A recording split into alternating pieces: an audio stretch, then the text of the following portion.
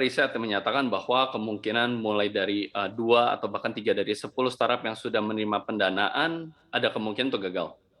Maka dari itu kami belajar bahwa dalam hal ini Kejora SBI Orbit kita melihat dengan adanya unsur resiko tersebut tentunya tidak cukup buat kita hanya sekedar memberikan dana saja. Bagaimana kita mementor si founders tersebut? Bagaimana kita membantu mereka membuat keputusan yang lebih bijak?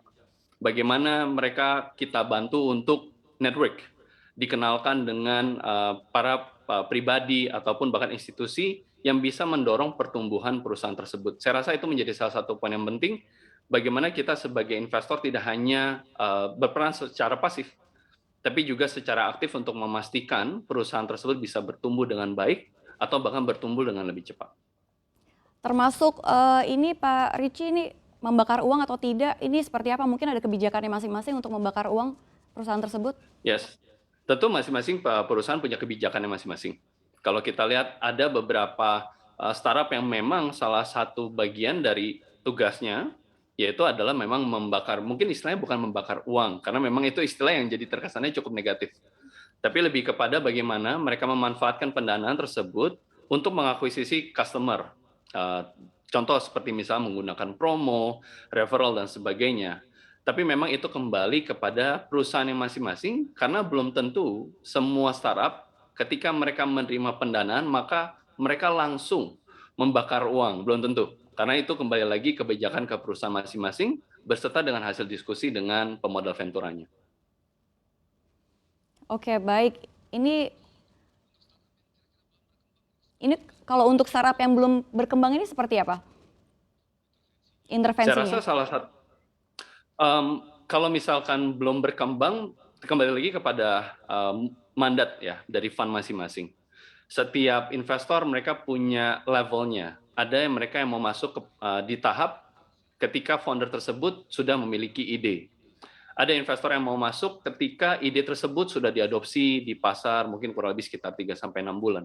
Jadi akan sangat berbeda sekali tentunya dengan masing-masing investor dengan mandatnya yang dimiliki oleh fund dan juga para pelaku dari si pemodal ventura. Baik Pak Ricci, ini kalau sudah terindikasi bahwa perusahaan tersebut gagal gitu, apakah ada kemungkinan untuk menarik modal kembali?